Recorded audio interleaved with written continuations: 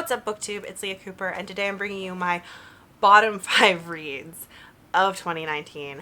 And just like with my top 5 reads, there's a runner-up. Actually, there's two runners-up that are both disappointments. So we'll start with the worst books, and then I'll mention my runners-up at the end. Coming in at number 5 is going to be Oathbreakers by Mercedes Lackey. I still have this book, but it's somewhere in some unhaul pile that I can't get to at the moment, so I'll just insert a picture. I read this, and I read the second one in this. This is the Vows and Honors duology, and it was my first time reading Mercedes Lackey, who I've always really wanted to read because she's so prolific, like such a prolific female fantasy and sci-fi. I think she's written some sci-fi fiction, and I want to read more classic SFF. I know these books are from like the 80s or something, so it's not like they're that old, or maybe they're from the 90s, but it's pre-millennium, so that means they're classics now. I'm sure someone just twitched at that statement, but anyways. And I picked these up years ago and I decided to read them. I more or less like Mercedes Lackey's writing on a sentence-by-sentence basis, but the reason this is on my list is, and the reason I don't like them, is the way she handles rape and how literally in her worlds, every single female character who is raped also dies, is killed. Like, or they kill themselves. Like, she writes it with such a strong sense that she's saying you can't survive rape, and I think that is such an anti-feminist message from a supposedly feminist author. I find it pretty disgusting, and there was a lot of rape in these books, and I didn't like the way it was handled. Coming in number 4 is going to be The Night Circus by Erin Morgenstern. I have a copy still. This was a massive disappointment because I think this was on a 5-star predictions video, or I 100% thought I was going to give this 5 stars. Like, everyone knows what it's about, but the male love interest in this is a douchebag, just horrible, and it's insta-love, and the end plot is so... The thing is, this whole book hinges on a mystery, and it has to be really clever and really smart and really shocking, and it's not. There's nothing about the reveal in this that's surprising or clever. It's so derivative. And, I mean, it's easy to read. I'll grant you that. But that's really the only thing it has going for it. I think the pacing's also a little weird and bloated, and I don't know. I was so massively disappointed by that book. And then coming in at number 3 is going to be Season of the Witch by Natasha Mostert. I mostly put this on this list just because the writing is not super great, the plot's dreadful, and the protagonist is a fucking asshole misogynist. And it's written by a woman, which is just, why? Why would you do that? It's gross. He's gross. He literally says rape is a product of an age where people are too easily offended. Like, fuck off. So I would not recommend this book. Like, actively steer clear of this book and probably this author.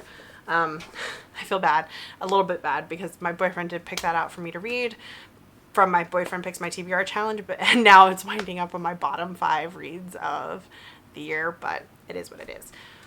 Coming in at number 2 is going to be The Lioness Rampant by Tamora Pierce. This is the 4th and final book in the Tortall, the original Tortall quartet. Like, is it called the Song of the Lioness Quartet? I don't know. Alana Quartet? I don't remember what it's called. This is the last one. It was real bad. The writing in this whole series confuses me. And I know, like, the thing is, I know that the 4 books were originally one book. Like, Tamora Pierce originally wrote them as one book, and I think she meant them for an older age group, because by the last book, by the second or third book, Alana's having a sexual relationship with a man. And, like, that is definitely the thing in the 4th book. And it's one of the reasons I hate it. Like, I absolutely fucking hate the male characters in this book. I don't find the writing, the plot choices, the character development particularly feminist. And this is held up as, like, a fairly feminist series. And I just I don't see it. I think it's like the relationships in this book are so toxic, and I hated the guy she ends up with at the end of this one. I think he's real fucking creepy. But so I know she originally wrote it as a single book, and the editor or the publisher made her cut it down into 4 books. But like, did she also make the writing super simplistic? Because it's not written like the sentence by sentence writing is not written for even a YA audience. It is written for like 8 to 11 or 12. It's written so young that the adult content, the adult themes are so out of place. Anyways, I think this quartet is a hot mess. Maybe the later books, her newer books, are better. I don't know. I don't know. I liked The World, but though I don't think it was this one. I think the third one had the really like questionable race aspects. Anyway, and some like white savior stuff. I don't know. Anyway, I was sadly disappointed in this series. Okay, but coming in at number 1, actually it's another short story collection. I had a short story collection on my top 5 books too. That's going to be the Unicorn Anthology. This was edited by Peter S. Beagle and someone else. And I do have a review of this because I received it as an ARC. And I mean, I didn't give it a very good review. I want to say I gave it a 2.5 stars. Most of the stories were fucking offensive. I mean, none of the stories were written for this anthology. They were all previously published stories. A lot of them were older, but not all of them. And a lot of them were just fucking offensive. Like, they were misogynistic or whatever. It, like, was not the kind of progressive anthology it was kind of touted as being. There was a couple of good stories. Garth Nix's short story that's included in this collection does stand out as one of the better ones. And I think there was 1 or 2 others that were like, yeah, these are okay. But a lot of them were just not good, not great. And apparently, like, several of them had been written for, like, a totally different anthology. So it was a very, like, repetitive anthology, I think, for people who read a lot of, like, unicorn stories. I also discovered I don't really like unicorn stories. So there's that. But anyways, that was kind of like my worst read of the year. But okay, let's talk about the runners-up real fast. Runner-up, number 1, is going to be Binti, The Night Masquerade.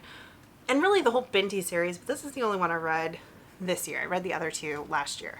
And man, I did not connect with the series at all. The character choices veered wildly all over the place. Didn't get, like, her entire emotional connection to these aliens who just like slaughtered people. Never made sense to me. There's a really weird, gross, like, obsession with Binti's ability to biologically carry children and reproduce at the end of this third one that like really bugs me and stands out to me. And I just don't get along with Nnedi Okorafor's writing. I really thought I would like these books. They're so well loved. I feel like I'm the only person who doesn't like them, but I don't. And then my second runner-up, which is here because it was such a massive disappointment. It was also the first book I read in 2018. That's Space Opera by Catherine M. Valente. I maybe gave this a 2.5. I maybe gave it a 3 stars. I think I gave it a 3 stars. But man, this book was disappointing. I love Catherine M. Valente, but there is so little plot in this book that it's unexcusable. I mean, I know she's doing something with the... I realized much later that the format was supposed to be reflective of how Eurovision does its formatting, with like the bio, like little documentaries in between performances. I will say, like, her world building pieces for each of like the alien races was the most interesting part. But those pieces don't make up a book because like none of them have conflict. The tone was also so hyper derivative of basically a combination of Hitchhiker's Guide, Douglas Adams' style with that one Rick and Morty episode. You know what I'm saying? That it, like, it just felt so unoriginal, and it was such a massive disappointment. And the ending was a Deus Ex Machina. Like, there was one brief moment in the book where I thought it was going to get good, but it just never did, and it never developed a plot. And it was just, it was so strange reading it, because it's the first Valente novel that I've just really actively disliked, that I thought was not good, that needed more work. Those are the worst books I read this year, I guess. There were definitely some others that were not great or meh, but I think those are the ones that stand out as the worst for various reasons.